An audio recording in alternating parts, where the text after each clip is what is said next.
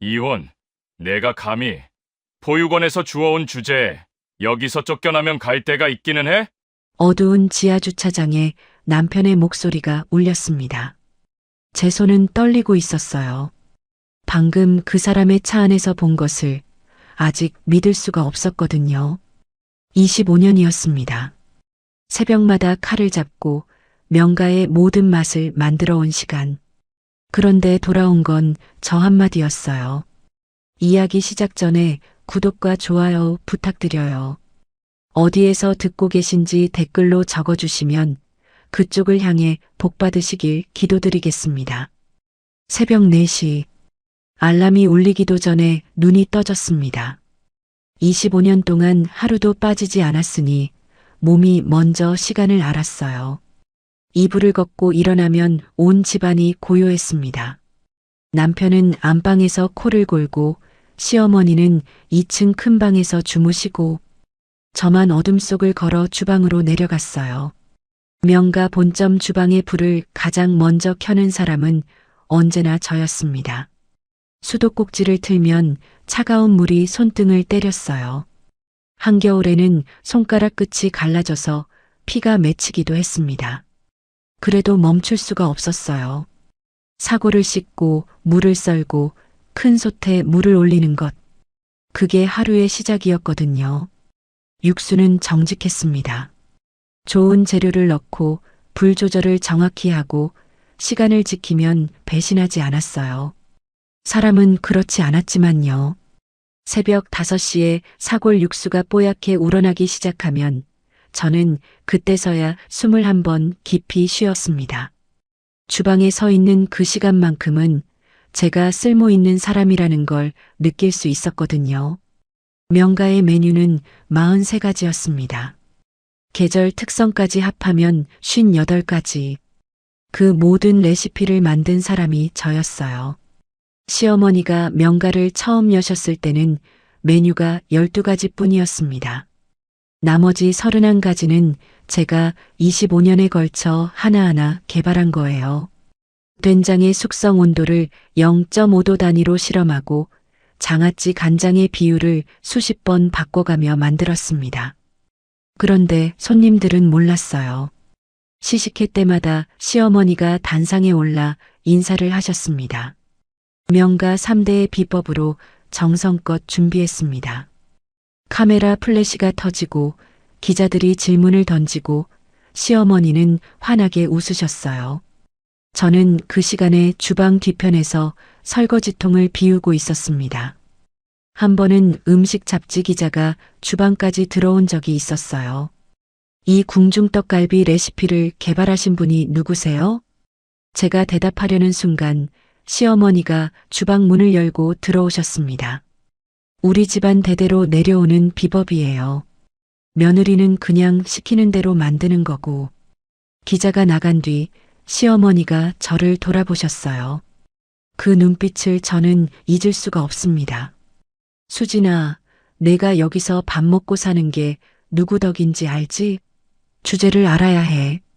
보육원에서 온 애가 어디서 자기가 만들었다고 나서려고 그래? 목이 메었습니다. 하지만 아무 말도 하지 않았어요. 25년 동안 그래 왔으니까요. 시어머니 앞에서 저는 늘 고개를 숙이는 사람이었습니다. 보육원 출신, 그 세 글자가 저를 평생 따라다녔어요. 민재와 결혼할 때도 시어머니는 끝까지 반대하셨습니다. 보육원 출신을 며느리로 들이면 집안격이 떨어진다고, 민재가 요리 실력이 필요하다고 설득해서 겨우 허락을 받았어요. 지금 생각하면 그때부터 저는 며느리가 아니라 주방 인력이었던 겁니다. 결혼식 피로연도 없었습니다. 혼인신고만 하고 그 다음 날부터 주방에 섰어요. 명가가 종로 골목의 작은 한정식 집에서 전국 프랜차이즈로 성장하는 동안 저는 한 번도 명함을 가져본 적이 없었습니다. 남편은 대표이사 박민재, 시어머니는 명가 창업주. 저는 아무것도 아니었어요. 주방에 이름표조차 없었습니다. 유일하게 저를 알아봐주는 사람이 있었습니다. 김광호 실장님, 명가 총주방장이었어요. 무뚝뚝하고 말이 적은 분이었는데 제가 새로운 레시피를 완성할 때마다 조용히 한마디를 하셨습니다. 사모님, 이거 진짜 대단합니다. 그 한마디가 제게는 전부였어요. 세상에서 제 요리를 인정해주는 사람이 딱 한 명이라는 게 서글프면서도 감사했습니다. 어느 날이었습니다. 김 실장님이 퇴근 준비를 하다가 저를 불렀어요. 사모님, 솔직히 말씀드려도 되겠습니까? 네, 말씀하세요. 이 주방은 사모님이 없으면 하루도 안 돌아갑니다. 그걸 여기 사람들이 모르는 게 아니라 모른 척 하는 겁니다. 가슴이 뜨거워졌습니다. 눈시울이 붉어지는 걸 들키기 싫어서 고개를 돌렸어요. 김 실장님은 더 말하지 않았습니다. 그냥 묵묵히 자기 칼을 닦고 나가셨어요. 그날 밤 저는 늘 하던 대로 제 방에 앉아 레시피 노트를 펼쳤습니다. 낡은 갈색 가죽 노트였어요. 결혼 첫 해부터 써온 거라 모서리가 다 달아 있었습니다. 명가의 공식 레시피 북과는 별개로 저만의 실험 기록과 새로운 메뉴 아이디어를 적어두는 노트였어요. 그날은 새로운 레시피를 적었습니다. 된장과 트러플 오일을 결합한 소스. 아직 누구에게도 보여주지 않은 것이었어요. 명가에서 쓸 수 있는 건 아니었습니다. 시어머니가 전통을 건드리지 말라고 하셨으니까요. 하지만 저는 멈출 수가 없었어요. 요리를 연구하는 것만이 제가 살아있다고 느끼는 유일한 방법이었거든요. 노트를 덮으려는데 거실에서 시어머니의 목소리가 들렸습니다. 민재야, 서연 씨 괜찮더라. 유능하고 집안도 좋고 이런 사람이 명가에 필요한 거야. 어머니, 아직 컨설턴트로 계약만 한 건데요. 아이고, 컨설턴트든 뭐든 저런 사람을 진작에 데려왔어야지. 수진이는 주방이나 보면 되고 경영은 서연 씨한테 맡기자. 심장이 서늘해졌습니다. 윤서연. 2달 전부터 명가에 드나들기 시작한 외식 컨설턴트였어요. 36. 유명 대학 경영학과 출신의 부유한 집안이라고 했습니다. 시어머니가 서연 씨를 처음 데려온 날 그 사람의 눈이 주방이 아니라 남편을 향해 있었다는 걸 저는 알아챘어요. 하지만 그때는 설마 했습니다. 설마 25년을 함께한 남편이 설마 그럴 리가. 그렇게 스스로를 속이며 노트를 덮었어요. 불을 끄고 누웠지만 잠은 오지 않았습니다. 새벽 4시 다시 알람 없이 눈이 떠졌습니다. 어둠 속을 걸어 주방으로 내려갔어요. 수도꼭지를 틀고 사고를 씻고 솥에 물을 올렸습니다. 25년째 똑같은 아침이었어요. 그때는 몰랐습니다. 그 새벽이 명가에서 맞는 저의 마지막 아침들 중 하나라는 것을. 그날 밤 이후 저는 잠을 잘 수가 없었습니다. 눈을 감으면 어두운 주차장이 떠올랐어요. 남편의 차 안에서 본 것. 서연 씨의 손이 남편의 어깨 위에 올려져 있었고 두 사람의 얼굴이 너무 가까웠습니다. 제가 창문을 두드렸을 때 돌아본 남편의 표정을 저는 평생 잊지 못할 거예요. 놀람도 아니고 미안함도 아니었습니다. 귀찮다는 얼굴이었어요. 25년을 함께 산 사람이 저를 보고 귀찮다는 표정을 지었습니다. 이혼하겠다고 했어요. 처음으로 그 사람 앞에서 목소리를 높였습니다. 그랬더니 돌아온 대답이 그거였어요. 보육원에서 주워온 주제에 갈 데가 있냐고. 그 말에 다리가 풀려서 주차장 바닥에 주저앉을 뻔했습니다. 하지만 저는 버텼어요. 이를 악물고 서 있었습니다. 이혼 서류 준비할게요. 떨리는 목소리였지만 저는 그렇게 말하고 돌아섰습니다. 등 뒤에서 남편이 뭐라고 했는지는 기억나지 않아요. 귀가 먹먹했거든요. 심장이 너무 세게 뛰어서 제 발소리조차 들리지 않았습니다. 그로부터 사흘이 지났어요. 명가에 출근했더니 분위기가 이상했습니다. 주방 직원들이 저를 보면 시선을 피했어요. 복도에서 마주치면 고개를 숙이고 지나갔습니다. 김광호 실장님만이 평소처럼 사모님, 좋은 아침입니다 하고 인사를 했어요. 하지만 그분의 눈에도 걱정이 가득 차 있었습니다. 점심 직전 남편에게서 문자가 왔습니다. 오후 2시 3층 회의실 긴급 이사회. 가슴이 철렁 내려앉았어요. 저는 이사도 아니었고 이사회에 불려간 적도 없었습니다. 25년 동안 단 한 번도요. 뭔가 잘못됐다는 걸 본능적으로 느꼈어요. 회의실 문을 열었을 때 긴 테이블 양쪽에 이사진 6명이 앉아 있었습니다. 상석의 시어머니, 그 옆에 남편, 그리고 남편 바로 옆에 윤서연 씨가 앉아 있었어요. 컨설턴트가 이사회에 왜 있는 건지 그때는 이해하지 못했습니다. 남편이 서류 한 묶음을 테이블 위로 밀었어요. 수진아, 이게 뭔지 알아? 모르겠다고 했습니다. 서류를 펼쳐보니 이메일 교신 기록이었어요. 보낸 사람은 제 업무용 이메일 주소, 받는 사람은 경쟁사 한식 명문의 누군가였습니다. 내용은 명가의 핵심 레시피와 거래처 정보를 넘기겠다는 것이었어요. 손끝이 차가워졌습니다. 이건 제가 보낸 게 아니에요. 증거가 다 있어. 내 컴퓨터에서 나온 거야. 남편의 목소리는 차분했습니다. 마치 이 상황을 오래전부터 준비한 사람처럼요. 나중에 알게 된 거지만 실제로 그랬습니다.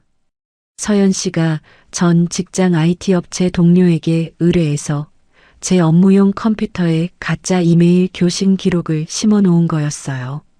제가 야근하는 시간대에 맞춰서 제가 직접 보낸 것처럼 시간까지 조작했습니다. 시어머니가 입을 여셨어요. 그러게 보육원 출신을 데려오지 말랬잖아. 피는 못 속이는 거야. 그 말이 회의실 전체에 울렸습니다.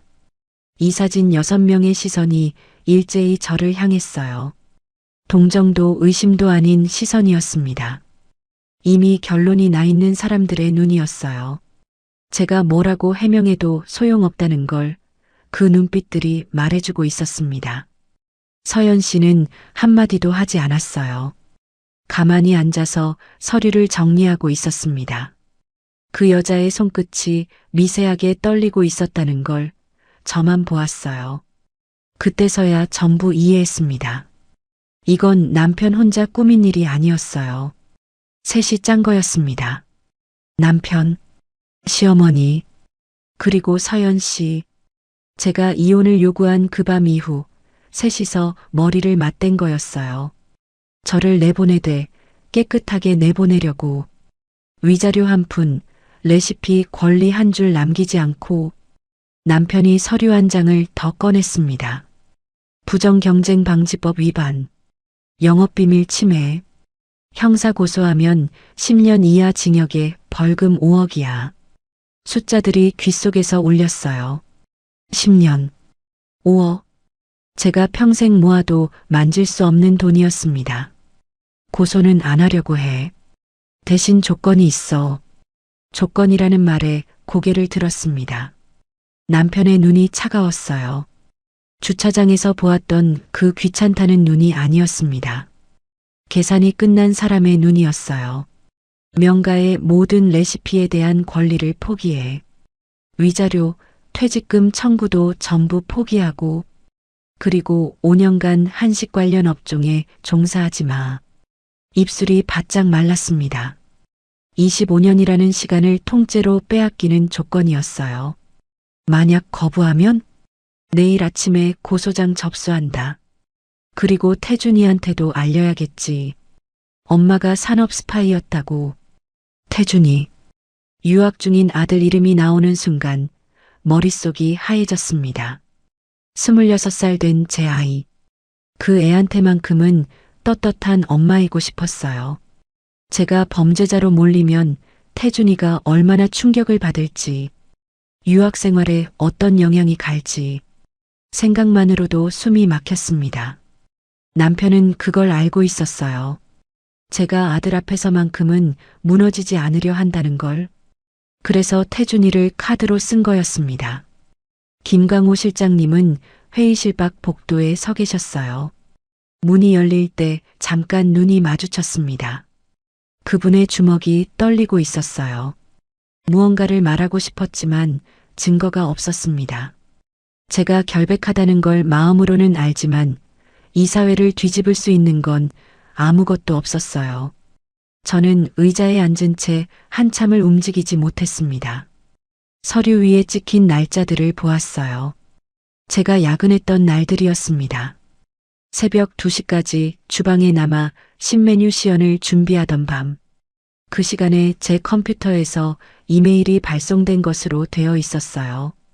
제가 주방에 있었다는 걸 증명할 방법이 없었습니다. CCTV는 주방 안에는 없었거든요. 사무실에만 있었고 사무실 CCTV 기록을 관리하는 사람은 남편이었습니다. 완벽했어요. 빠져나갈 구멍이 하나도 없었습니다. 제가 어떤 변호사를 데려와도 이 서류들 앞에서는 이길 수 없을 것 같았어요. 아니, 정확히는 변호사를 고용할 돈 자체가 없었습니다. 통장에는 20만 원이 채 안 남아 있었거든요. 25년간 번 돈은 전부 명가 법인 계좌로 들어갔고 제 개인 월급이라는 건 존재하지 않았습니다. 회의실을 나왔을 때 복도 끝에서 시어머니의 목소리가 들렸어요. 서연 씨, 수고했어. 이런 며느리를 진작 들였어야 했는데 코끝이 찡했습니다. 하지만 울지 않았어요. 아직은요. 사흘을 혼자 고민했습니다. 이사회가 끝난 뒤 저는 주방 한 구석 창고에서 잠을 잤어요. 방으로 올라갈 수가 없었거든요. 시어머니가 계신 2층을 지나가야 했고 안방에는 남편이 있었습니다. 그 사람들의 얼굴을 마주칠 자신이 없었어요. 창고 바닥에 앞치마를 깔고 누우면 천장에서 환풍기 소리가 웅웅거렸습니다. 그 소리가 차라리 편했어요. 사람의 목소리보다는요. 사흘째 되는 날 아침 남편이 창고 문을 열었습니다. 결정했어? 저는 바닥에 앉은 채 고개를 들었어요. 남편의 구두가 먼저 보였습니다. 깔끔하게 광이 난 검은 구두. 25년 전 결혼할 때도 저 사람은 구두에 광을 냈었어요. 그때는 그게 멋있어 보였습니다. 태준이한테는 알리지 마세요. 제 입에서 나온 첫 마디가 그거였어요. 이혼 조건도 레시피 권리도 위자료도 아니었습니다. 아들 걱정이 먼저였어요. 남편은 잠깐 저를 내려다보더니 고개를 끄덕였습니다. 조용히 나가면 태준이는 건드리지 않아. 그 말을 믿은 건 아니었어요. 하지만 달리 방법이 없었습니다. 오후에 남편의 사무실로 올라갔습니다. 테이블 위에 서류가 준비되어 있었어요. 합의서라고 적혀 있었습니다. A사 용지 4장. 그 4장에 제 25년이 전부 담겨 있었어요. 하나. 명가의 모든 레시피에 대한 일체의 권리를 포기한다. 둘. 위자료 및 퇴직금을 청구하지 않는다. 셋. 향후 5년간 한식 관련 동종업종에 종사하지 않는다. 넷. 본합의 내용을 제3자에게 공개하지 않는다. 글자들이 흐릿하게 번졌습니다. 눈물 때문이었는지 어지러움 때문이었는지 모르겠어요. 사흘 동안 제대로 먹지를 못했거든요. 여기 서명하면 돼. 남편이 볼펜을 내밀었습니다. 아무렇지도 않은 표정이었어요. 마치 거래처 계약서를 처리하듯 사무적이고 담담한 얼굴이었습니다. 25년을 함께 산 사람에게서 나올 수 있는 표정이 아니었어요. 볼펜을 잡았습니다. 손가락에 힘이 들어가지 않았어요. 지금 생각하면 그때 제가 변호사를 찾아갔더라면 달라졌을 겁니다. 이 합의서가 법적으로 얼마나 엉터리인지 강박에 의한 서명이 무효가 될 수 있다는 걸 그때 저는 몰랐어요. 법이라는 건 제 세계에 없었습니다. 제 세계에는 칼과 도마와 육수 냄비만 있었거든요. 서명했습니다. 볼펜 끝이 종이 위에서 미끄러졌어요. 한수진. 세 글자를 쓰는데 손이 3번 멈췄습니다. 마지막 획을 긋는 순간 뭔가가 제 안에서 끊어지는 소리가 났어요. 25년치의 새벽이, 25년치의 육수가, 25년치의 레시피가 그 세 글자와 함께 남의 것이 됐습니다. 남편이 서류를 걷어갔어요. 그리고 말했습니다. 짐은 내일까지 빼. 뒷문으로 나가고. 뒷문이라는 말에 고개를 들었습니다. 뒷문이요? 앞쪽은 홀이잖아. 손님들 보는 데서 짐 빼면 명가 이미지에 안 좋으니까. 25년을 일한 사람에게 뒷문으로 나가라고 했습니다. 손님들 보는 데서 나가면 이미지가 안 좋다고. 제가 쓰레기라도 되는 것처럼요. 그날 밤 저는 짐을 쌌습니다. 그런데 쌀 게 없었어요. 옷은 대부분 주방복이었고 개인 물건이라고는 세면도구 몇 개와 속옷 서너 벌이 전부였습니다. 25년을 살았는데 제 것이라고 할 수 있는 게 비닐봉지 하나에 다 들어갔어요. 새벽 5시에 주방으로 내려갔습니다. 마지막이라는 건 아직 실감이 나지 않았어요. 습관대로 수도꼭지를 틀려다가 손을 멈췄습니다. 더 이상 제가 켤불이 아니었거든요. 주방을 한 바퀴 돌았어요. 큰 솥, 업소용 가스레인지, 나무도마, 칼꽂이. 모든 것이 제 손때가 묻어 있었습니다. 가스레인지 옆벽에 눌어붙은 기름때도 도마 위의 칼자국도 전부 제 시간이었어요. 손끝으로 도마 표면을 쓸었습니다. 수천 번의 칼질이 남긴 흠집들이 손가락 끝에 느껴졌어요. 뒷문 앞에 섰습니다. 한겨울이었어요. 문을 열자 칼바람이 얼굴을 때렸습니다. 밖은 아직 어두웠고 골목에 가로등 하나가 흐릿하게 켜져 있었어요. 눈발이 날리고 있었습니다. 코트를 안 가져왔다는 걸 그때 깨달았어요. 옷장은 안방에 있었고 안방에는 들어가지 않았으니까요. 남색 블라우스에 앞치마 차림 그대로였습니다. 한 발을 내디뎠어요. 그 순간 뒤에서 발소리가 들렸습니다. 돌아보니 김광호 실장님이 서 계셨어요. 두꺼운 패딩 점퍼를 들고 있었습니다. 사모님, 그 한마디뿐이었어요. 더 말하지 못하셨습니다. 그분의 눈이 빨갛게 충혈되어 있었거든요. 아마 밤새 주무시지 못하셨을 거예요. 점퍼를 받아들었습니다. 따뜻했어요. 김 실장님 고마웠습니다. 고개를 숙여 인사했어요. 더 오래 서 있으면 울 것 같았습니다. 돌아서서 골목으로 걸었어요. 뒤에서 김 실장님이 뭐라고 하셨는데 바람 소리에 묻혀서 들리지 않았습니다. 골목을 빠져나와 큰 길에 섰을 때 하늘에서 눈이 내리고 있었어요. 가로등 불빛에 눈송이가 반짝였습니다. 예쁘다고 생각했어요. 이런 순간에 눈이 예쁘다고 느끼는 제가 이상했지만 정말 예뻤습니다. 주머니에 손을 넣었습니다. 왼쪽 앞치마 주머니에 뭔가가 만져졌어요. 레시피 노트였습니다. 갈색 가죽 표지의 낡은 노트. 어젯밤 방에서 적다가 앞치마 주머니에 넣어둔 걸 깜빡한 거였어요. 노트를 꺼내 가슴에 안았습니다. 차가운 바람 속에서 그것만이 따뜻하게 느껴졌어요. 이건 명가의 것이 아니었습니다. 합의서에 포기한 레시피는 명가의 공식 레시피북에 있는 것들이었어요. 이 노트에는 제가 혼자서 새벽마다 아무도 모르게 실험하고 기록한 것들이 들어 있었습니다. 누구에게도 보여준 적 없는 저만의 맛, 저만의 레시피. 25년 동안 명가에서 가져나온 게 아무것도 없다고 생각했는데 아니었어요. 제 손에는 저 자신이 있었습니다. 노트를 앞치마 안쪽으로 깊이 넣었어요. 눈을 맞으며 걸었습니다. 어디로 가는지도 몰랐어요. 갈 곳이 없었거든요. 부모가 없으니 친정도 없고 친구도 없었습니다. 25년 동안 새벽 4시에 일어나 밤 11시에 잠드는 생활에 친구가 있을 리 없었어요. 큰 길 끝에서 택시가 한 대 지나갔습니다. 멈춰 세우지 않았어요. 택시비가 없었거든요. 그냥 걸었습니다. 눈 위에 제 발자국만 찍히고 있었어요. 48년을 살았는데 가진 것이 앞치마 하나와 노트 한 권이었습니다. 그래도 걸었어요.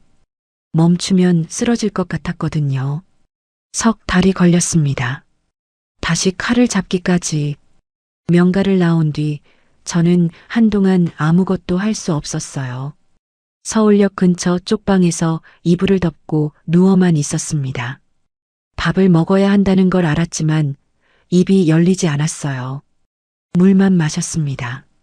손가락 끝에 남아있던 칼자국 굳은 살이 조금씩 부드러워지는 게 느껴졌어요.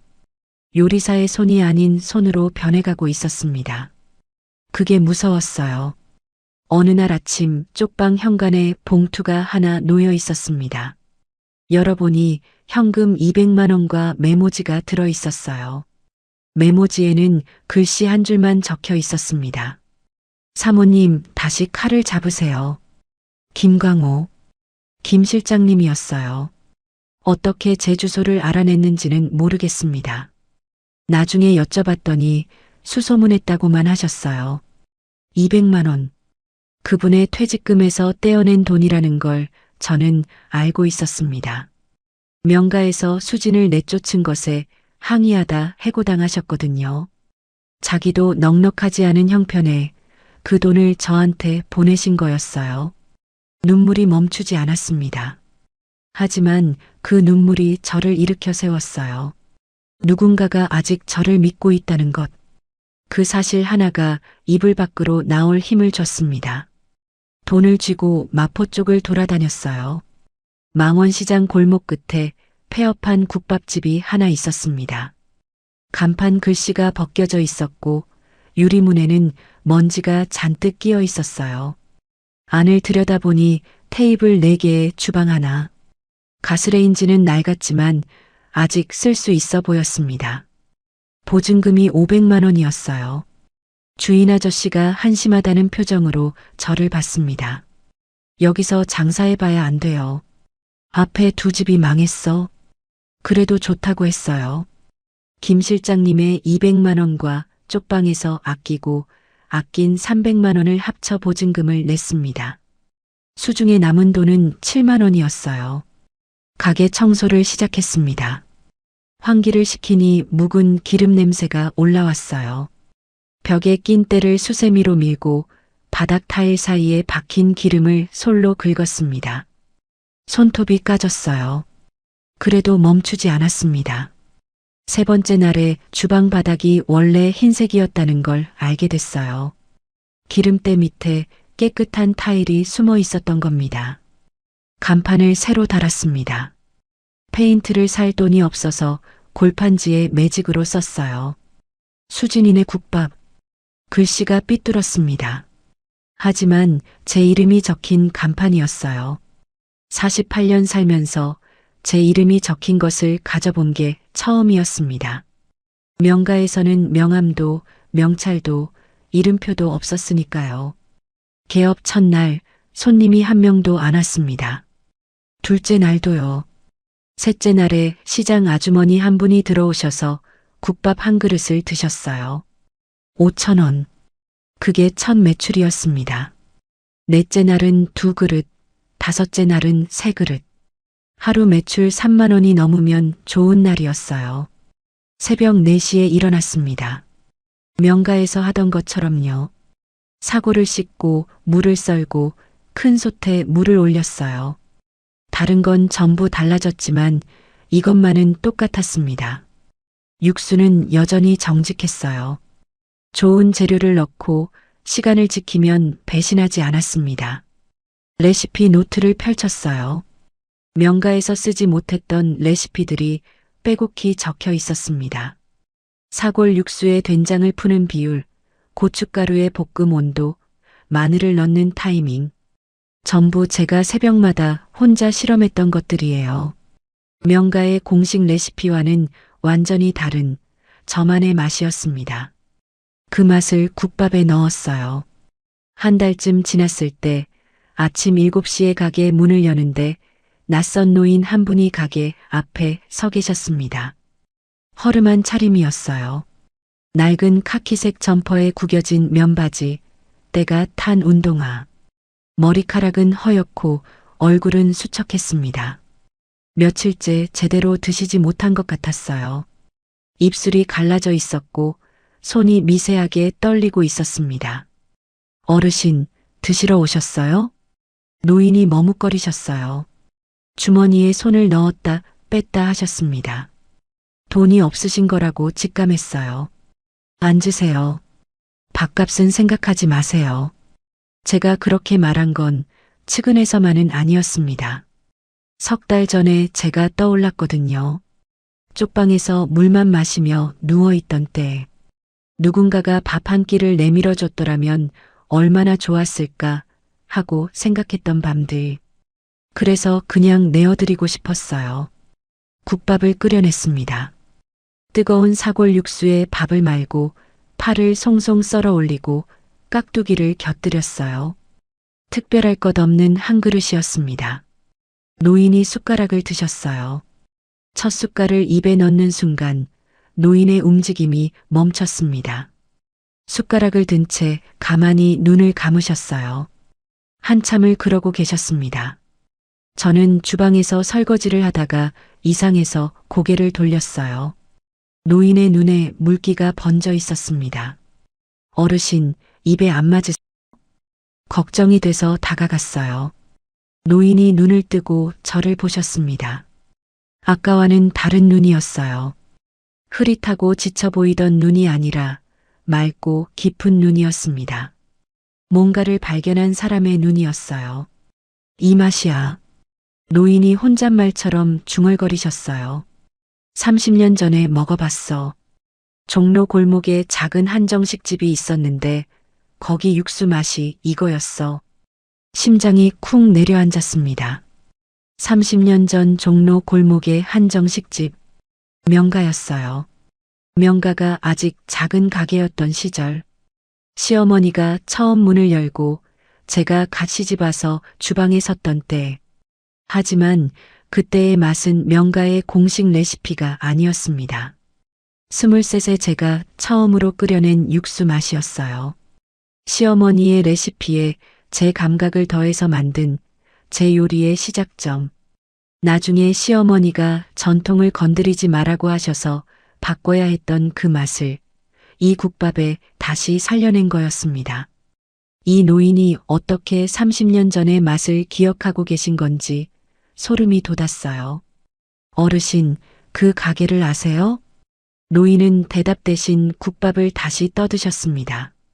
두 번째 숟갈, 세 번째 숟갈. 천천히 음미하듯 드셨어요.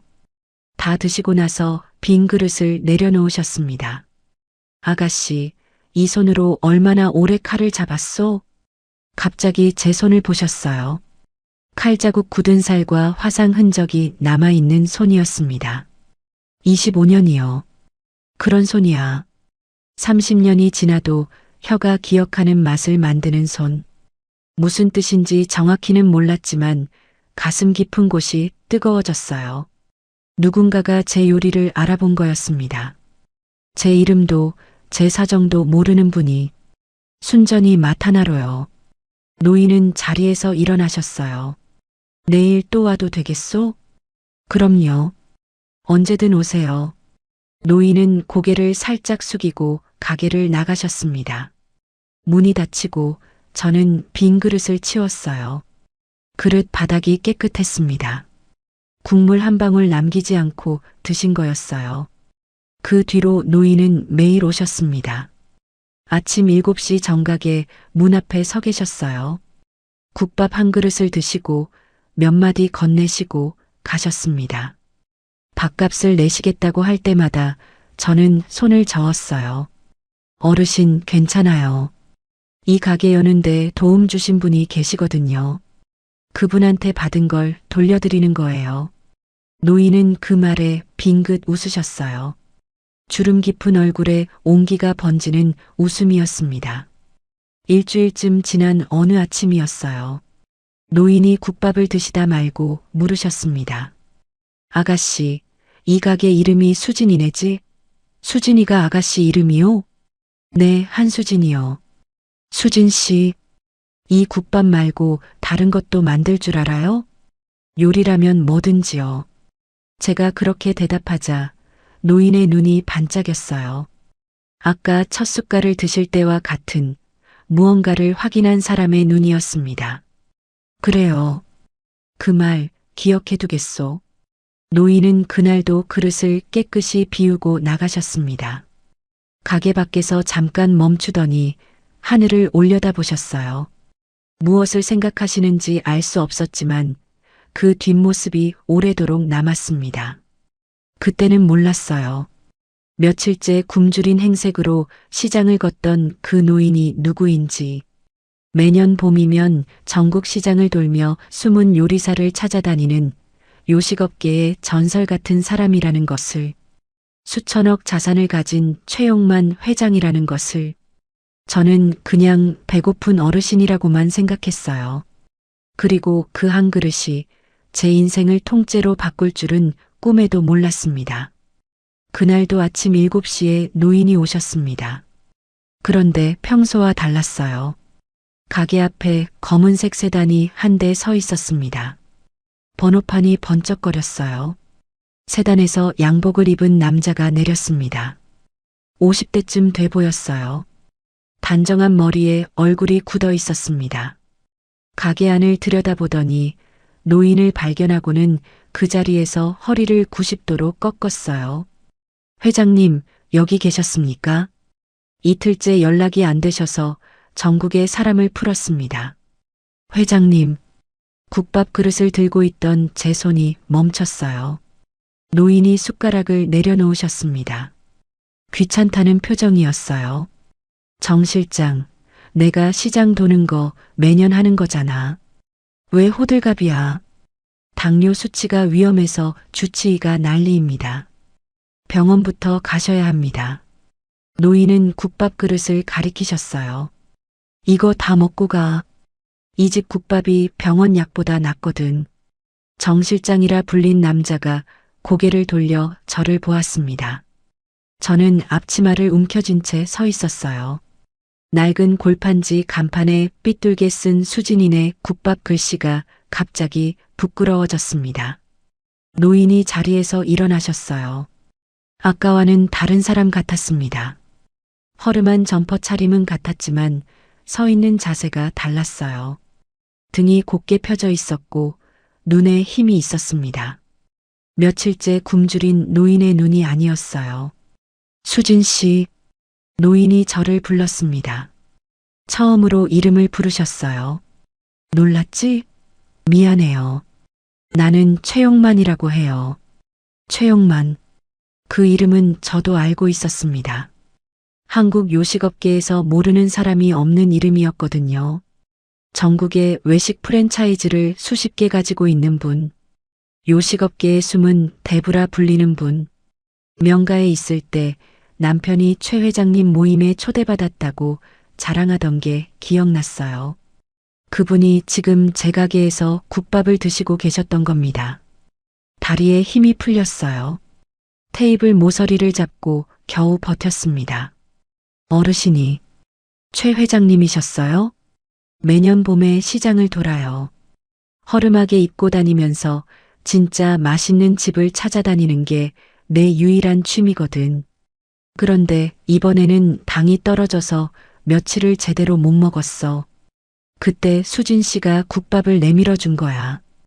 가슴이 두근거렸습니다. 당황스러움과 부끄러움이 뒤섞였어요. 동시에 무서웠습니다. 이분이 누군지 알았으니 이제 안 오실 거라는 생각이 들었거든요. 이 낡은 가게에 수천억 자산가가 올 이유가 없으니까요. 내일부터는 안 오시겠죠. 제가 그렇게 말하자 최 회장님이 저를 보셨어요. 오래 가만히 보셨습니다. 수진 씨, 나는 60년 동안 요식업을 했어요. 전국 8도의 음식을 다 먹어봤고, 내로라 하는 요리사들 손맛을 전부 봤어. 숨을 멈추고 들었습니다. 그런데 이 국밥은 30년 전에 딱 한 번 먹어본 맛이야. 종로 골목 작은 한정식집에서. 그때 이후로 다시는 못 찾은 맛이었는데 노인의 눈이 진지했어요. 그 맛을 가진 사람이 왜 시장 구석에서 국밥을 팔고 있는 거요? 입술이 떨렸습니다. 말하고 싶지 않았어요. 보육원 출신이라서 쫓겨났다는 것, 산업 스파이 누명을 쓴 것, 25년치 레시피를 빼앗긴 것. 그 말을 하면 이분도 저를 불쌍하게 볼 테니까요. 동정받고 싶지 않았습니다. 사정이 있었어요. 그 한마디만 했습니다. 최 회장님은 더 묻지 않으셨어요. 3일 뒤 최 회장님이 다시 오셨습니다. 이번에는 허름한 점퍼가 아니라 깔끔한 정장 차림이었어요. 정 실장이 가죽 서류 가방을 들고 따라왔습니다. 좁은 가게 안에 어울리지 않는 풍경이었어요. 최 회장님이 테이블에 앉으시더니 서류 한 장을 꺼내셨습니다. 수진 씨, 제안이 하나 있어요. 서류를 읽었습니다. 투자 계약서였어요. 초기 자본금 50억 원. 수진 씨 이름으로 법인을 설립하고 수진 씨가 대표이사를 맡는다. 최용만은 투자자로만 참여하며 경영권은 수진 씨에게 있다. 글자가 눈에 들어오지 않았어요. 저한테 이러시는 이유가 뭐예요? 혀가 기억하는 맛은 거짓말을 못해요. 수진 씨 국밥을 먹는 순간 알았어. 이 사람은 진짜라고. 제 눈에 물이 고였습니다. 저 같은 사람이 감히. 그 말이 입에서 나오는 순간 최 회장님이 손을 드셨어요. 멈추라는 뜻이었습니다. 수진 씨, 음식에는 출신이 없어. 혀가 기억하는 건 진심뿐이야. 음식에는 출신이 없다. 그 한마디가 가슴에 박혔어요. 25년 동안 보육원 출신이라는 세 글자에 짓눌려 살았습니다. 명가에서는 그게 제 이름보다 먼저 불렸어요. 그런데 이분은 제 출신이 아니라 제 맛을 보셨습니다. 고개를 숙이고 한참을 울었어요. 최 회장님은 아무 말 없이 기다려주셨습니다. 정 실장님이 휴지를 건넸고 저는 앞치마로 눈물을 닦았습니다. 창피했지만 멈출 수가 없었어요. 석 달 동안, 아니 25년 동안 참았던 것들이 한꺼번에 쏟아지는 것 같았거든요. 눈물이 멈춘 뒤 서류에 서명했습니다. 그날부터 제 인생이 달라졌어요. 최 회장님은 경영 수업부터 시켜주셨습니다. 매주 2번 회장님 자택에서 식자재 유통, 원가 관리, 프랜차이즈 운영의 기초를 배웠어요. 저는 숫자에 약했습니다. 엑셀 시트를 보면 어지러웠어요. 하지만 포기하지 않았습니다. 새벽 4시에 일어나 국밥을 끓이고 오후에 경영 공부를 하고 밤에 레시피 노트를 펼쳐 새 메뉴를 연구했어요. 최 회장님이 한 가지를 더 해주셨습니다. 이태호 변호사를 소개시켜 주신 거예요. 수진 씨, 법 앞에서는 진실이 이겨요. 시간이 걸려도. 이태호 변호사님은 제 이야기를 다 듣고 나서 고개를 끄덕이셨습니다. 합의서는 강박에 의한 의사표시로 무효를 주장할 수 있습니다. 그리고 이메일 조작건은 디지털 포렌식으로 증거를 확보할 수 있어요. 시간을 주세요. 포렌식이라는 말을 처음 들었습니다. 컴퓨터에 남은 흔적을 추적해서 누가, 언제, 어떻게 조작했는지 밝혀내는 기술이라고 했어요. 이태호 변호사님이 전문업체에 의뢰했습니다. 그 뒤로 5년이 흘렀습니다. 첫 해는 살얼음판이었어요. 망원시장 본점 하나로 버텼습니다. 하루 매출이 3만 원이던 가게가 반년 만에 15만 원이 됐고 연말에는 30만 원을 넘겼어요. 최 회장님의 투자금은 가게 리모델링과 식자재 계약에 썼습니다. 한 푼도 허투루 쓰지 않았어요. 둘째 해에 김광호 실장님이 찾아오셨습니다. 대표님, 저 써주시겠습니까? 그분이 저를 대표님이라고 부르는 걸 듣는 순간 목이 메었어요. 명가에서 사모님이라 부르던 분이 이제 대표님이라고 하셨습니다. 저는 고개를 끄덕이는 것밖에 못했어요. 김 실장님이 합류하면서 주방의 힘이 단단해졌습니다. 제가 개발한 레시피를 김 실장님이 시스템으로 만들어 주셨어요. 둘이서 마포에 2호점을 열었습니다. 셋째 해에 법인을 설립했어요. 수진푸드 주식회사. 제 이름이 회사 이름이 됐습니다. 간판에 수진이라는 글자가 찍히는 걸 보고 골판지에 매직으로 쓰던 때가 떠올랐어요. 프랜차이즈 사업을 시작했습니다. 가맹점 문의가 한 달에 20건씩 들어왔어요. 넷째 해에 전국 20개 매장이 됐습니다. TV에 출연해달라는 요청도 왔어요.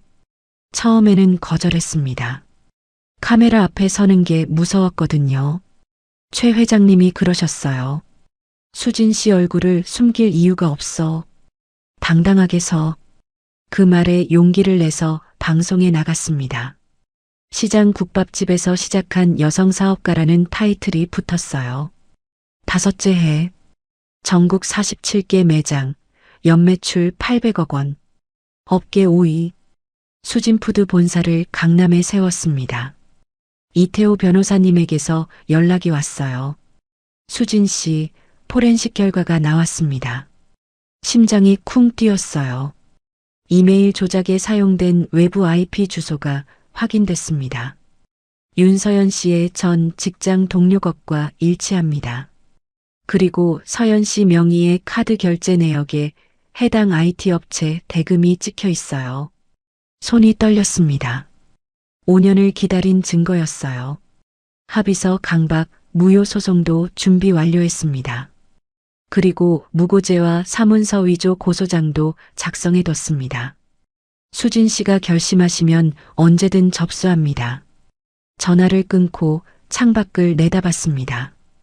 강남의 고층 빌딩들 사이로 해가 지고 있었어요. 5년 전 한겨울 새벽에 명가 뒷문을 나서던 때가 떠올랐습니다. 앞치마 차림에 노트 한 권만 품에 안고 어디로 가야 할지 몰라 눈 위를 걷던 그때의 저에게 말해주고 싶었어요. 괜찮아진다고. 시간이 걸리지만 진실은 사라지지 않는다고. 책상 위에 놓인 레시피 노트를 손으로 쓸었습니다. 갈색 가죽 표지가 더 낡아져 있었어요. 모서리는 완전히 헤어졌고 페이지 사이사이에 새로운 레시피가 빼곡히 추가되어 있었습니다. 이 노트에서 시작된 맛이 전국 47개 매장의 메뉴가 됐어요. 제 이름으로요. 제가 시장 골목에서 국밥을 끓이고 있던 그 5년 동안 명가에서는 무슨 일이 있었을까요? 나중에야 알게 된 이야기입니다. 김광호 실장님이 수진푸드에 합류하신 뒤 조금씩 들려주셨어요. 듣는 내내 가슴이 복잡했습니다. 통쾌하다고 해야 할지 안타깝다고 해야 할지 모를 감정이 엉켜 있었어요. 제가 쫓겨난 직후 명가 주방은 혼란에 빠졌다고 합니다. 당연했어요. 43가지 메뉴의 레시피는 공식 레시피북에 적혀 있었지만 그건 재료와 비율만 나열한 거였거든요. 진짜 맛은 레시피북에 없었습니다. 불세기를 언제 줄이는지, 간장을 몇 초 간격으로 넣는지, 된장을 풀 때 국자를 어느 방향으로 돌리는지 그런 건 제 손에만 있었어요. 25년 동안 몸에 밴 감각이었습니다. 종이에 옮길 수 없는 것이었어요. 김 실장님이 주방을 잡으려 하셨습니다. 하지만 이사회에서 제 편을 든 것 때문에 시어머니가 눈엣 가시로 여기셨어요. 한 달 만에 해고당하셨습니다. 주방에서 제 맛을 아는 마지막 사람이 사라진 거였어요. 서연 씨가 명가에 실권을 쥐기 시작한 건 그 직후였다고 합니다. 남편과 정식으로 재혼하고 경영 총괄 이사라는 직함을 달았어요. 시어머니는 좋아하셨대요. 이제야 집안에 걸맞은 며느리가 왔다고. 서연 씨는 유명 대학 경영학과 출신이고 부유한 집안이고 말을 잘했으니까요. 시어머니가 원하는 조건을 전부 갖추고 있었습니다. 문제는 서연 씨가 요리를 모른다는 거였어요. 외식 컨설턴트라는 직함은 화려했지만 그 사람이 아는 건 슬라이드와 스프레드 시트 뿐이었습니다. 식자재의 차이를 혀로 구분하지 못했어요. 한우 사골과 수입 사골의 맛 차이를, 국산 된장과 중국산 된장의 깊이 차이를 몰랐습니다. 서연 씨가 가장 먼저 한 일은 원가 절감이었어요. 한우 사골을 호주산으로 바꿨습니다. 국산 참기름을 수입산 블렌딩 오일로 대체했어요. 3년 묵은 된장을 1년산으로 교체했습니다. 한 항목을 바꿀 때마다 원가가 수백만 원씩 줄었어요. 스프레드 시트 위에서는 완벽한 판단이었습니다. 하지만 손님의 혀는 스프레드 시트를 보지 않았어요. 첫 석 달은 괜찮았다고 합니다. 단골 손님들이 뭔가 좀 달라졌는데 하면서도 계속 왔으니까요. 하지만 6달이 지나자 이야기가 달라졌어요. 예전 맛이 아니다라는 말이 나오기 시작한 겁니다. 인터넷 리뷰가 먼저 무너졌습니다. 명가 맛이 변했음. 된장찌개가 싱겁고 육수가 얕아짐. 20년 단골인데 갈비찜 양념이 완전히 다름. 실망. 가격은 그대로인데 재료를 바꾼 느낌. 다시 안 갈 듯.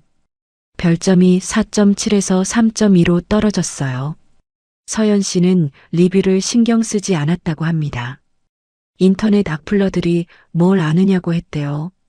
하지만 손님의 발길은 정직했습니다. 명가 본점의 점심 대기줄이 사라졌어요. 예전에는 11시 반부터 줄이 늘어서서 1시간을 기다려야 했는데 이제는 12시에 와도 바로 앉을 수 있게 됐습니다. 저녁 예약 취소가 늘기 시작했어요. 법인 회식, 가족 모임, 상견례. 명가를 찾던 사람들이 하나둘 발길을 돌렸습니다. 2년 차에 미슐랭 가이드에서 탈락했어요. 명가가 미슐랭 1스타를 받은 건 제가 궁중떡갈비 레시피를 완성한 해였습니다. 시어머니가 시상식에 올라가서 상을 받았고 저는 주방에서 설거지를 하고 있었어요. 그 별이 떨어진 겁니다. 제가 만든 맛과 함께요. 가맹점들이 해지를 통보하기 시작했습니다. 프랜차이즈 가맹점주들은 본점의 맛을 보고 계약한 사람들이었어요. 본점 맛이 떨어지니 가맹점 매출도 함께 떨어졌습니다. 첫 해에 32개였던 가맹점이 3년 차에는 19개로 줄었어요. 서연 씨는 다른 방향으로 돌파구를 찾으려 했습니다. 해외 진출이었어요. 동남아시아에 명가를 수출하겠다는 계획이었습니다. 베트남과 태국의 현지 파트너를 구하고 투자금 20억을 쏟아부었어요. 남편이 반대했다고 합니다. 국내도 이런데 해외까지 벌리면 위험하다고. 하지만 서연 씨가 밀어붙였어요. 한식 한류 시대에 명가가 빠질 수 없다고. 결과는 참혹했습니다. 현지 파트너라는 사람이 사기꾼이었어요. 투자금을 받고 사라졌습니다. 베트남 법인은 등기만 돼 있고 사무실도 직원도 매장 부지도 없었어요. 20억이 통째로 증발한 겁니다. 그때부터 남편이 무너졌다고 해요. 명가 본점 건물은 담보대출이 걸려 있었습니다. 가맹점 해지로 로열티 수입이 줄고 본점 매출이 반토막나고 해외 투자금까지 날리면서 대출 이자를 감당할 수 없게 됐어요. 연체가 시작됐습니다. 한 달, 2달, 석 달. 은행에서 통보가 왔어요. 담보물 경매 개시. 남편은 서연 씨에게 매달렸다고 합니다. 당신이 해결해줘야 할 거 아니냐고. 서연 씨는 무슨 말을 했을까요? 전화 한 통이었대요. 미안해요, 민재 씨. 저도 살아야 하니까. 그 한마디를 남기고 전화를 끊었다고 합니다. 서연 씨는 이미 짐을 쌌어요. 빚은 전부 남편 명의 명가법인 명의로 되어 있었으니까요. 서연 씨 개인에게는 법적으로 갚아야 할 채무가 없었습니다. 재산 분할 전에 혼인신고만 해놓은 상태에서 짐을 들고 공항으로 갔어요. 행선지는 아무도 모른다고 했습니다. 남편이 공항에서 전화를 수십 통 했대요. 한 통도 받지 않았다고 합니다. 그 이야기를 들었을 때 저는 아무 감정도 느끼지 못했어요. 통쾌하지도 안타깝지도 않았습니다. 그냥 멍했어요. 서연 씨가 남편에게 한 일이 남편이 저에게 한 일과 똑같았거든요. 필요할 때 쓰고 필요 없어지면 버리는 것. 사람을 도구로 보는 것. 남편은 자기가 했던 대로 당한 거였어요. 경매가 진행됐습니다. 명가 본점이 있는 종로의 4층 상가 건물. 감정가 80억 원. 시어머니가 이 건물을 살 때 남편이 얼마나 자랑했는지 기억나요. 이게 명가의 얼굴이다라고. 그 얼굴이 경매대에 올라갔습니다. 그리고 그 경매에 참여한 법인이 하나 있었습니다.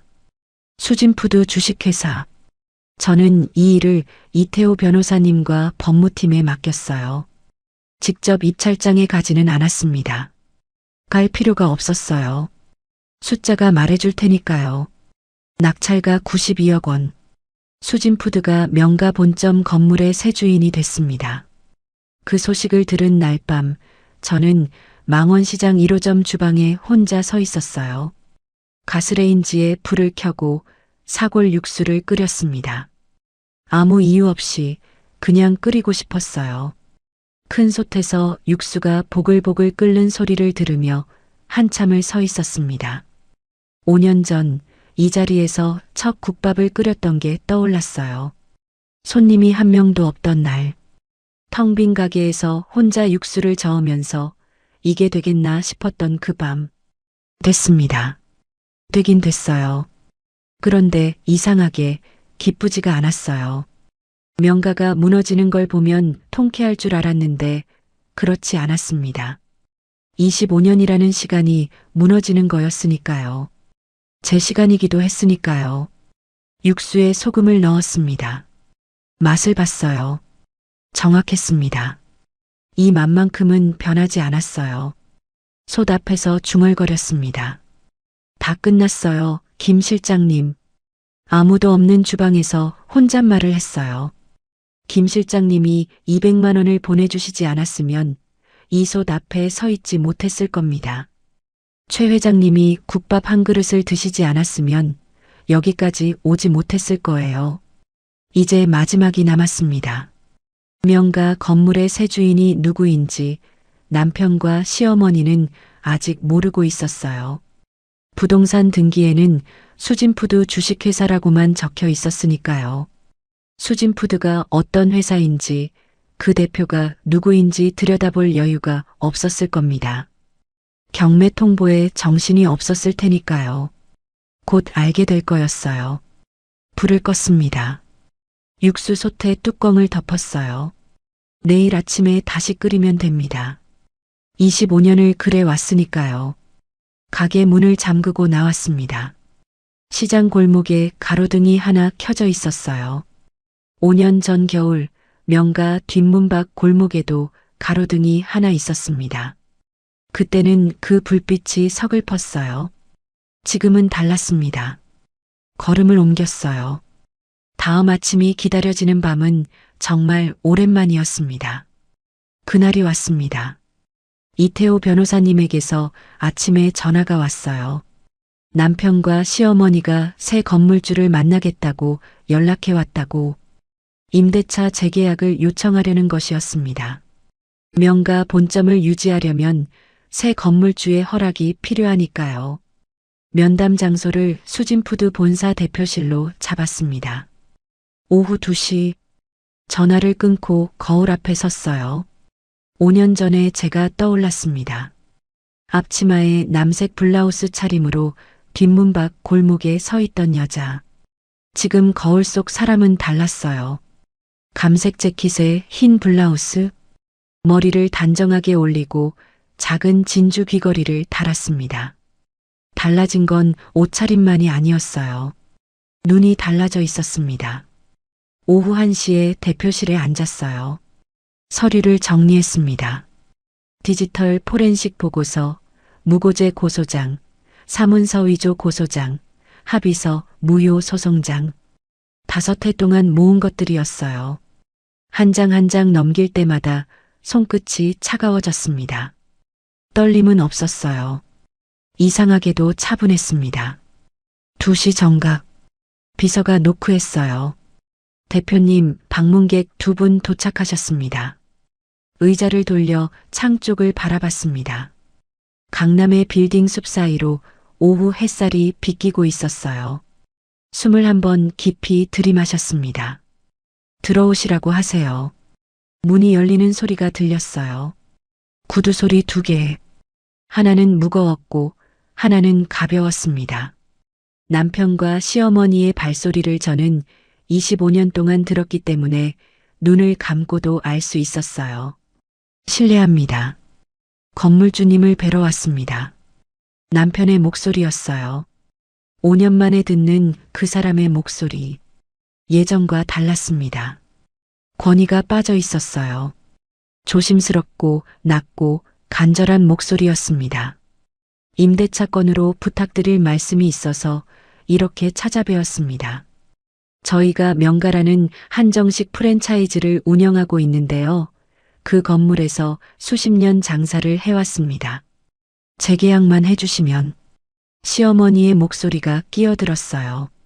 건물주님, 부디 사정을 좀 봐주세요. 이 늙은 것이 무릎이라도 꿇겠습니다. 의자를 돌렸습니다. 천천히요. 일부러 천천히 돌렸어요. 시어머니의 얼굴이 먼저 보였습니다. 5년 사이에 많이 늙으셨어요.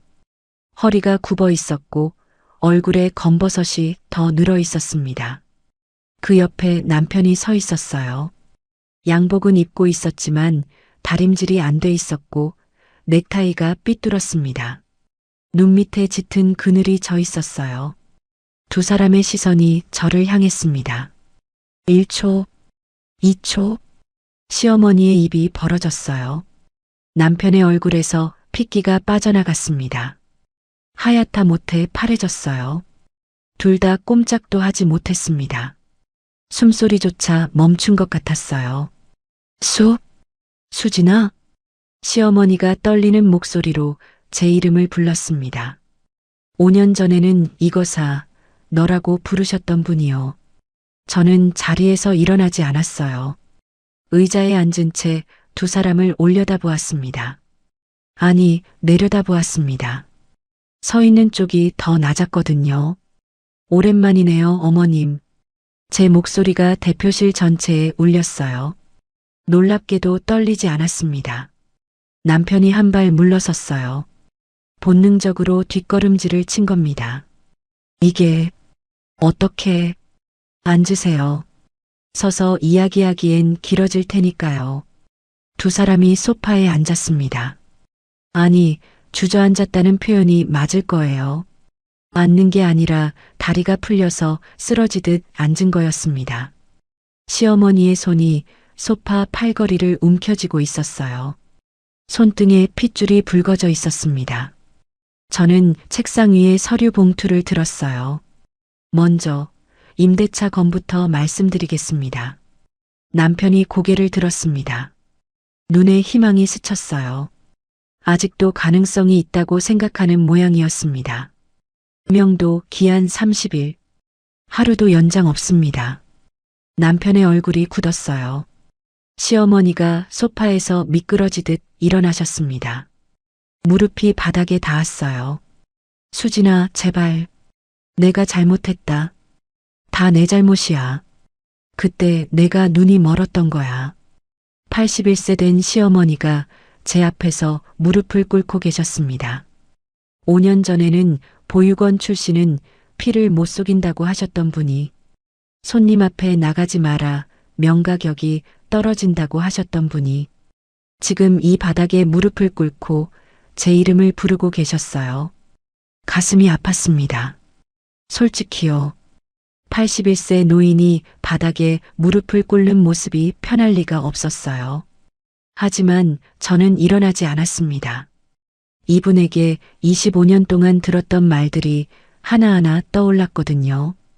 어머님, 25년 동안 부엌대기라고 하셨죠. 시어머니의 어깨가 떨렸습니다. 그 부엌대기가 이 건물 주인입니다. 조용히 말했어요. 소리를 지르지 않았습니다. 지를 필요가 없었어요. 낮은 목소리가 더 깊이 박히니까요. 남편이 소파에서 일어났어요.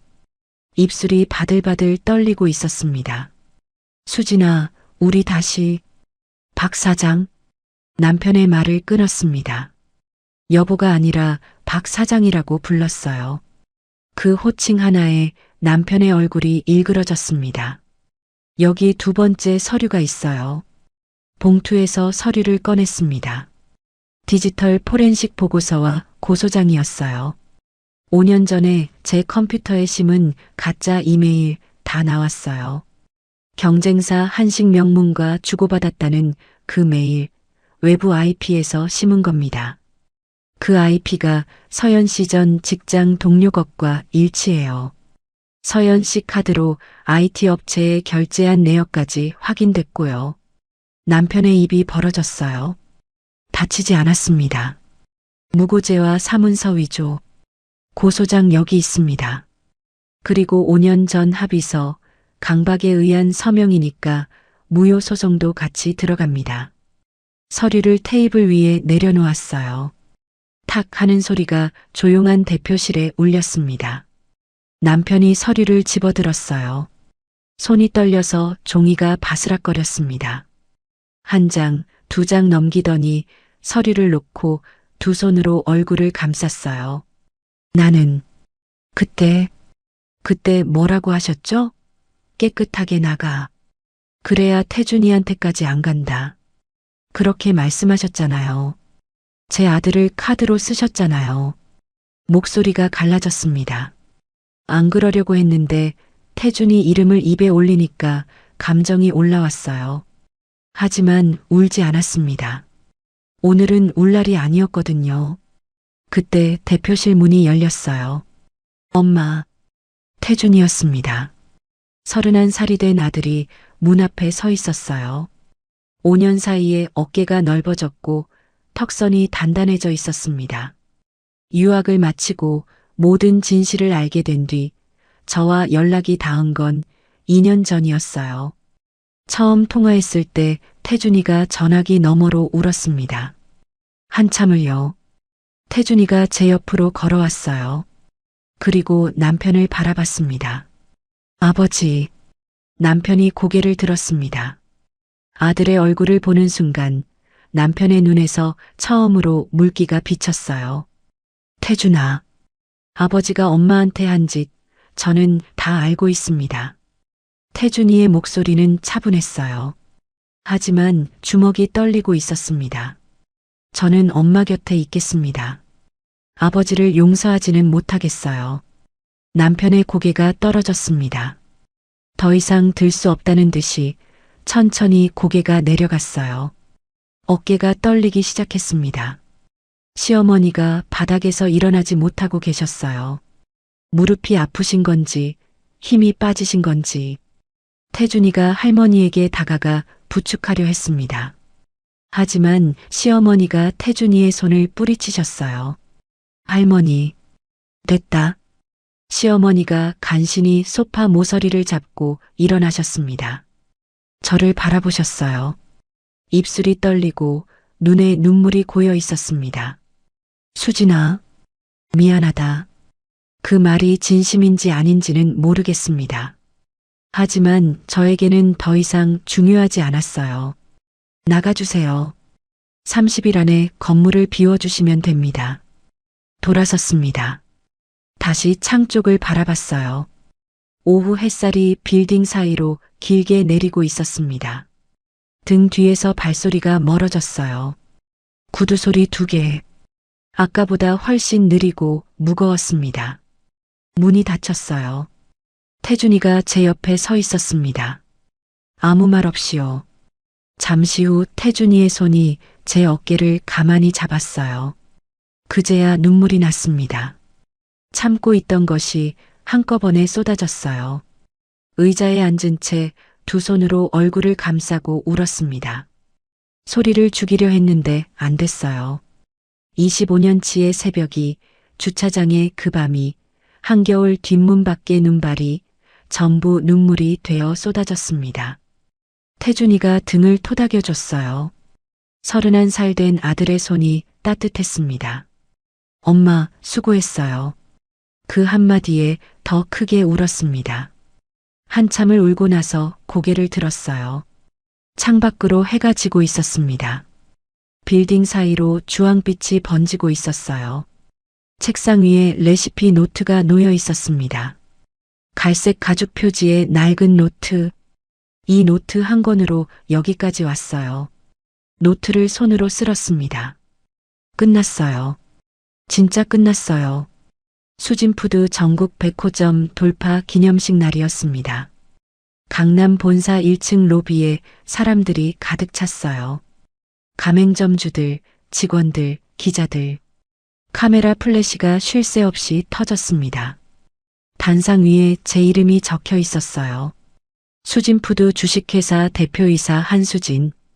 그 글자를 보는데 가슴이 먹먹해졌습니다.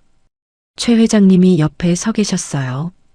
86이 되셨는데도 등이 꼿꼿하셨습니다. 축사를 부탁드렸더니 손을 내저으셨어요. 안 한다고. 그러더니 막상 마이크 앞에 서시니까 한마디를 하셨습니다. 내 마지막 제자입니다. 내가 찾은 게 아니라 국밥 한 그릇이 나를 찾아준 거예요. 로비에 웃음과 박수가 터졌어요. 저는 웃으면서 울었습니다. 동시에요. 김광호 실장님은 이제 수진푸드 요리학교 원장이셨어요. 기념식에 셰프복을 입고 오셨습니다. 단상 아래에서 저와 눈이 마주치자 고개를 살짝 끄덕이셨어요. 그것으로 충분했습니다. 그분은 원래 그런 분이니까요. 말 대신 고개 한 번으로 모든 걸 전하는 사람. 태준이가 경영팀에 합류한 지 1년이 됐어요. 유학에서 배운 것들을 수진푸드에 쏟아붓고 있었습니다. 해외 시장 조사 보고서를 가져올 때마다 눈이 반짝거렸어요. 제가 요리를 할 때의 눈이랑 똑같았습니다. 그게 기특하고 또 안쓰러웠어요. 기념식이 끝나고 마이너스 태준이가 저를 불렀어요. 엄마, 이거. 봉투 하나를 건넸습니다. 열어보니 편지였어요. 남편이 보낸 거였습니다. 손글씨였어요. 떨리는 글씨로 빼곡히 적혀 있었습니다. 태준이가 조용히 물었어요. 읽어볼 거예요? 봉투를 내려다봤습니다. 한참을요. 그리고 서랍에 넣었어요. 읽지 않았습니다. 남편은 지금 마포 어딘가에서 작은 분식집을 하고 있다고 들었어요. 혼자서 홀서빙을 하고 혼자서 설거지를 한다고. 명가 대표이사였던 사람이요. 그 말을 들었을 때도 아무 감정이 없었습니다. 통쾌하지도 안타깝지도 않았어요. 그냥 남의 이야기 같았습니다. 시어머니는 요양원에 계셨어요. 태준이가 한 달에 한 번 면회를 갔습니다. 저는 가지 않았어요. 가야 할 이유를 찾지 못했거든요. 미워서가 아니었습니다. 더 이상 그분이 제 인생에서 의미가 없었을 뿐이에요. 기념식 다음 날 새벽 저는 망원시장 1호점에 갔습니다. 새벽 4시. 시장 골목은 아직 어두웠어요. 가로등 하나가 가게 앞을 비추고 있었습니다. 열쇠로 문을 열고 들어갔어요. 주방 불을 켰습니다. 환한 불빛 아래 큰 솥이 보였어요. 8년 전에 처음 국밥을 끓였던 그 솥. 수도꼭지를 틀었습니다. 사고를 씻고 물을 썰고 솥에 물을 올렸어요. 명가에서 하던 것과 똑같은 순서였습니다. 25년 전이나 지금이나 새벽에 일어나 육수를 끓이는 것. 달라진 건 하나뿐이었어요. 이 주방은 제 이름으로 된 주방이라는 것. 육수가 보글보글 끓기 시작했어요. 하얀 김이 올라왔습니다. 냄비 뚜껑을 살짝 열어 맛을 봤어요. 정확했습니다. 30년 전 처음 끓여낸 그 맛.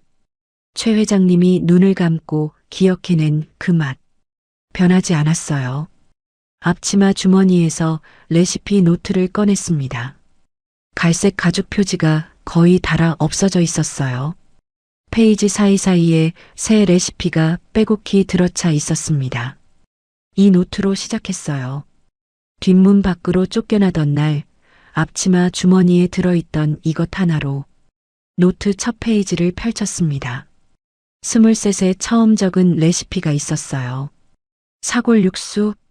나이 든 글씨와 젊은 글씨가 한 페이지에 섞여 있었습니다.